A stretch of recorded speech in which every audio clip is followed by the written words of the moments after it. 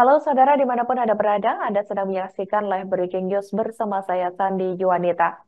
Militer Amerika Serikat mengklaim telah menghancurkan dua rudal balistik yang diluncurkan oleh kelompok pemberontak Houthi dari Yaman pada Kamis 21 Maret 2024 waktu setempat lalu.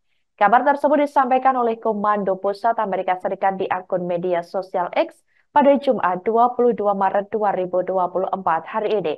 Amerika Serikat menyebut senjata-senjata yang diluncurkan oleh Houthi itu menghadirkan ancaman terhadap koalisi dan kapal dagang di Laut Merah.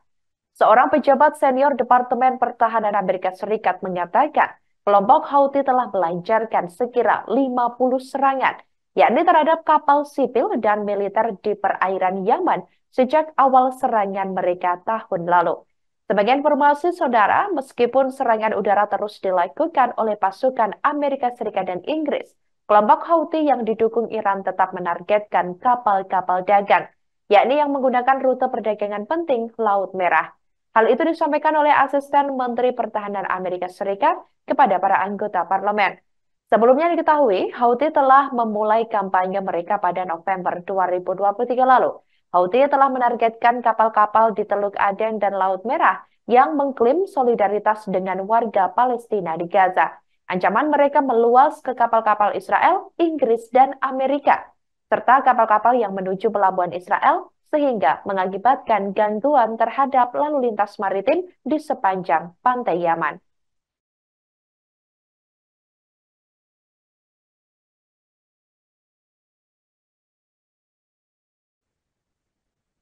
Peristiwa pada 7 Oktober 2023 yang dilakukan oleh kelompok Hamas terus menjadi bayang-bayang kelam Israel. Unit Investigasi Al Jazeera yakni I-Unit telah melakukan analisis forensik terhadap peristiwa tersebut.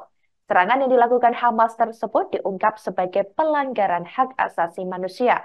Meski demikian, pihak Israel juga memberikan klaim palsu terhadap serangan tersebut. Dikutip dari Al Jazeera pada Kamis 21 Maret 2024 lalu, penyelidikan dilakukan unit dengan memeriksa rekaman CCTV, kamera dashboard, telepon pribadi, dan kamera depan para kelompok Hamas yang terbunuh. Tetapi dari investigasi itu juga ditemukan bahwa banyak cerita yang muncul beberapa hari setelah serangan itu ternyata tidak benar. Hal ini mencakup klaim kekejaman seperti pembunuhan massal dan pemenggalan kepala bayi, serta tuduhan pelecehan yang meluas dan sistematis. Kisah-kisah itu secara berulang kali digunakan oleh para politisi di Israel dan Barat untuk membenarkan keganasan pemboman di jalur Gaza, di mana yang sejauh ini telah menewaskan hampir 32.000 orang.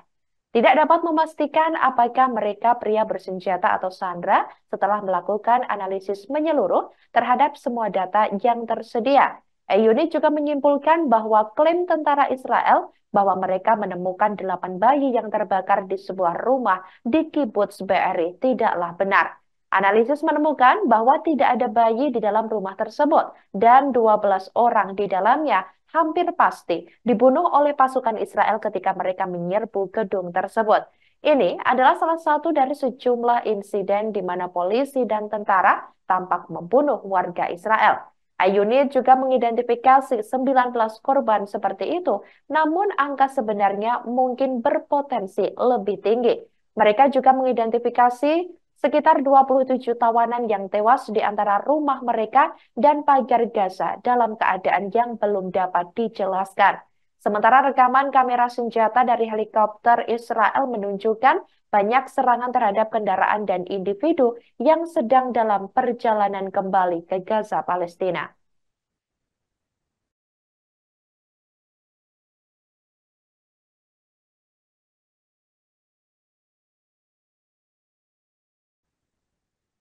13 pasien di unit perawatan intensif Rumah Sakit Al-Shifa di jalur Gaza dikabarkan meninggal pada Jumat 22 Maret 2024 waktu setempat.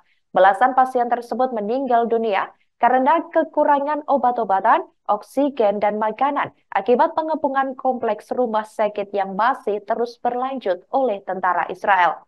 Dalam sebuah pernyataan pada hari Kamis 21 Maret 2024, pihak berwenang setempat mengatakan bahwa tentara Israel dengan sengaja membunuh 13 pasien tersebut.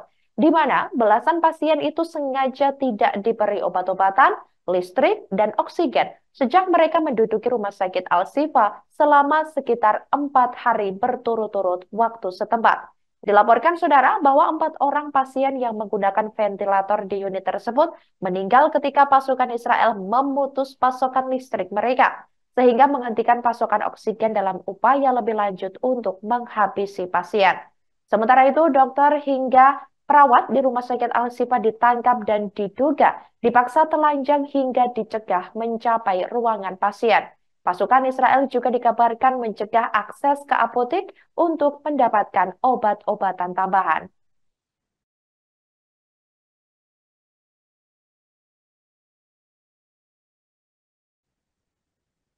Demikianlah breaking news kali ini. Jangan lupa download aplikasi Tribun X untuk informasi lebih lengkap di www.tribunx.com.